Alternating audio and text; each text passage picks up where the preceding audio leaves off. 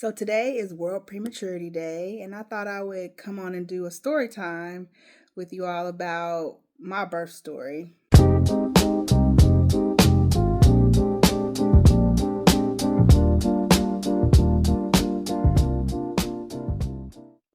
it was a Thursday. I had worked the previous weekend, and I kind of noticed some changes then. Every time I would get up at work, it was very busy. My stomach would tighten up, and I was like, okay, I kind of need to sit down, take it easy. But it was busy, so I really didn't get a chance to do that. So I had rested a couple of days. I had a doctor's appointment the day before on that Wednesday. Everything was fine. So when I woke up on Thursday, it was kind of like any other day, still a little tired. So I laid down and took a nap. When I woke up from my nap, I went to the bathroom and realized I was bleeding. So, of course, immediately, I think like, what's wrong? What's going on? Could it be bleeding again? Because early in my pregnancy, I started bleeding, but I hadn't done that in a long time. So I was wondering kind of what was going on. So I called my OB, and she told me to come to the hospital to get checked out. So I was 36 and 4 days. So still a little bit early, but almost early term. So got to the hospital, and it took a while for them to get us back, but I got into the triage room.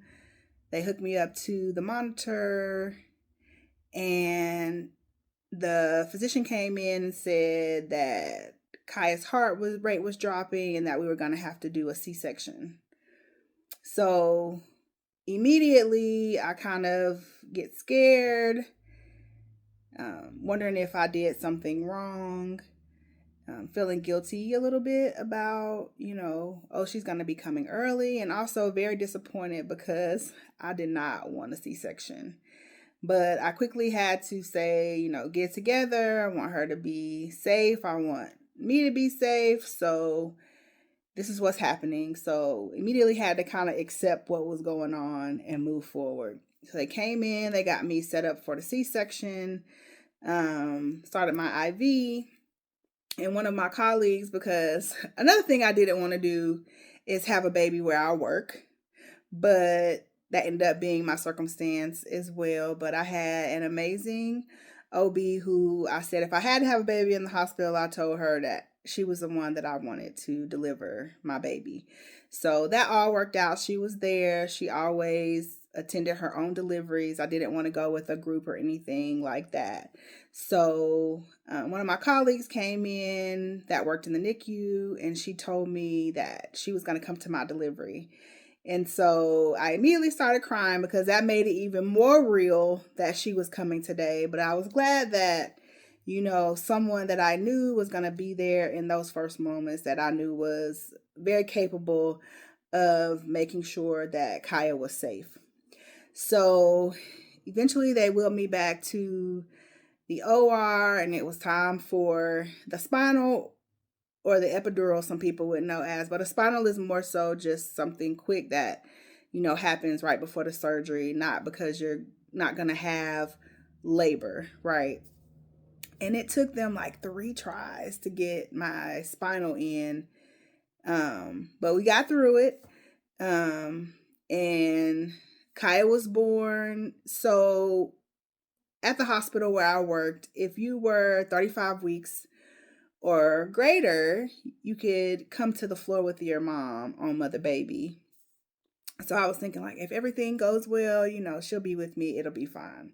I was kind of reassured from my history that she was a girl for one, and girls are usually, statistically, they do better. And that's just kind of something that if you've ever worked in the NICU, you just kind of know. You ask yourself questions about what's going on with the baby, and a lot of times we would say, is it a boy or a girl?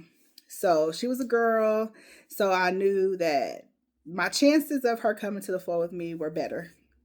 So she came out. She wasn't crying immediately. They were working with her, and one of my worst case scenarios came true. They came, they brought her to me, and they said, she's not breathing well on her own, so we're going to have to take her to the NICU. So also in that moment, I was angry because I was like, you're supposed to be coming to the delivery to prevent my baby from going to the NICU, and now she's having to go. So she went to the NICU. They finished up my C-section. I went to recovery. My sister came. That was good to have her support in those moments. And they took me upstairs and they told me that I would have to stay in the bed for 12 hours because of the C-section and the epidural. And so I told them, y'all know I'm not doing that right. So the nurse asked me, like, could I move my legs? Could I get up? Things like that. And of course I could.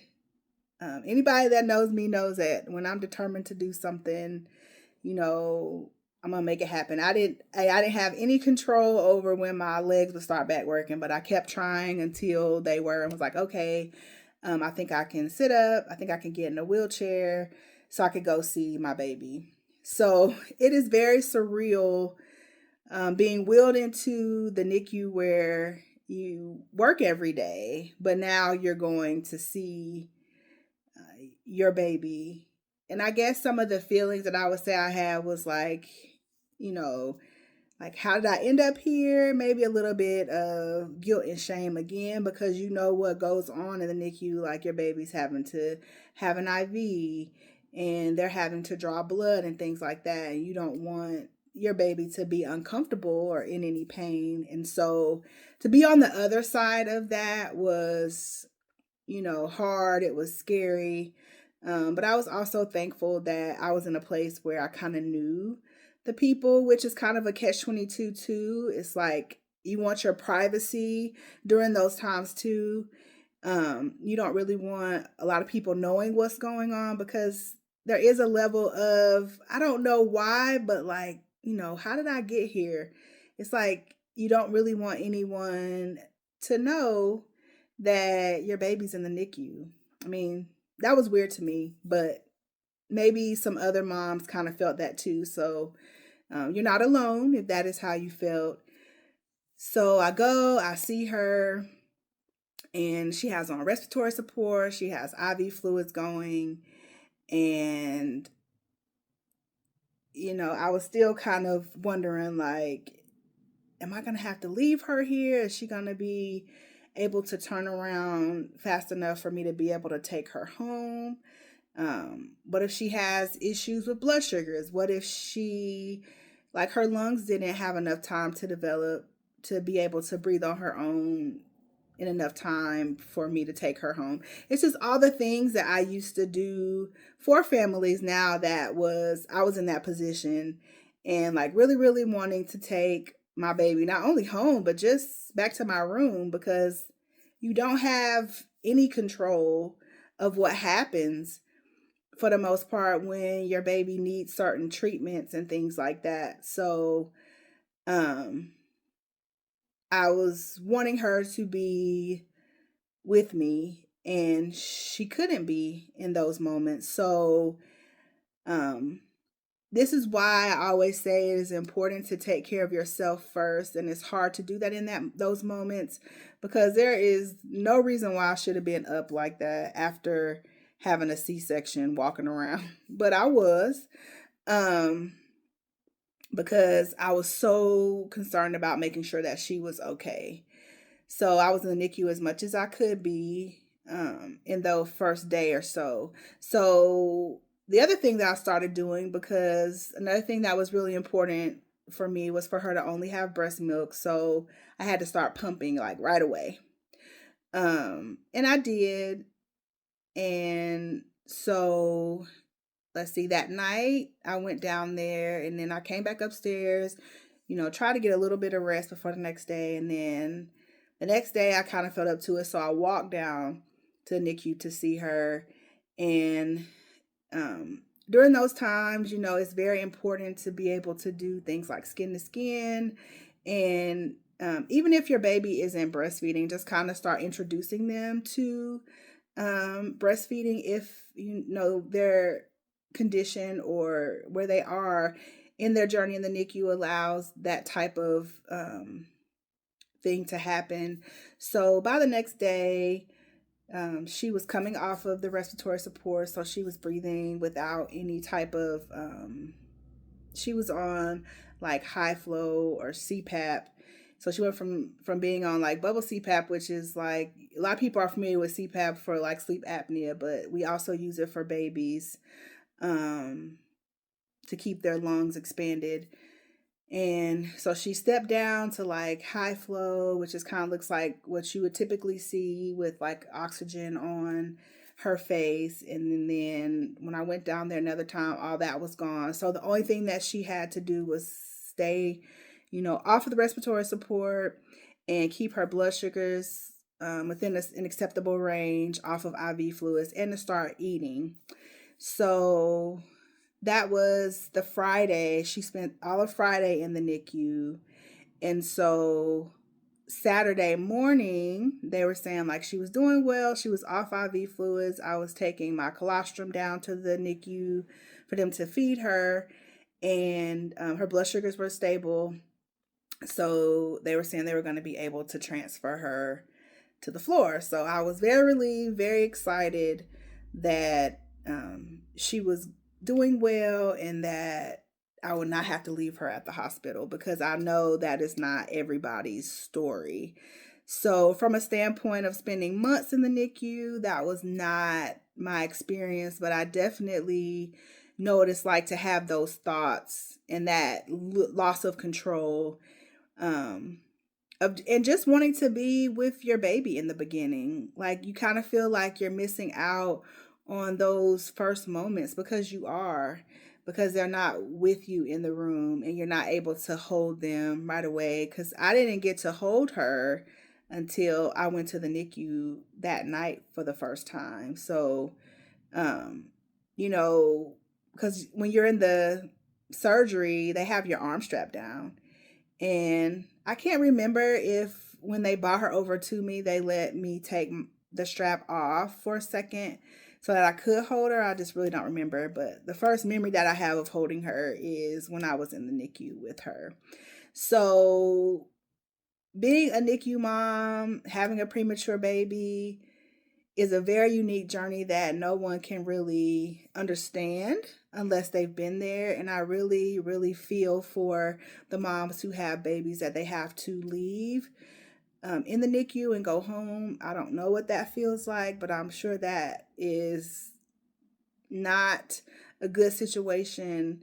But for all the NICU moms, just know that you didn't do anything wrong, that everything happened the way it should happen, because I found out later after the fact that like it wasn't really obvious, like I was bleeding, and my OB came to me after and she was like, well, their bleeding wasn't that bad, and she actually started acting better on her monitor strips, so I was getting ready to send you home. But she did the section anyway because she said just said that something wasn't right and I should just go with what my first action was. So she did the C-section and she like looked over the curtain and she told me that it was actually an abruption. So I'm glad that she, went with her first instinct of going on and doing the section, because that honestly saved not only her life but my life as well. Because if I had went home and continued to bleed like that, um, or started bleeding more, that could have been really bad. And so her being born a little bit early definitely outweighed the other side of that, where it was a very dangerous situation that I wasn't even aware that I was in. So I hope that everyone that had a premature baby at least hopefully had as pleasant of an experience as they could, and eventually brought their baby home. And I've also been on the other side of the not so good stories of, something happening to where your baby did not make it home.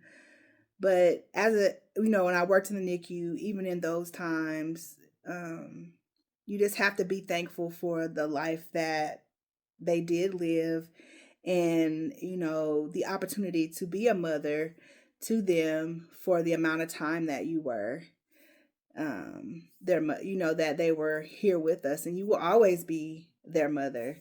So um on national or this is World Prematurity Month, or World Prematurity Day. um I just want to come on and have a story time with you all and share my experience as a mom of a premature baby. But I also want to encourage you, because guess what? Today is also Kaya's birthday, and she's turning 3, and she's doing well.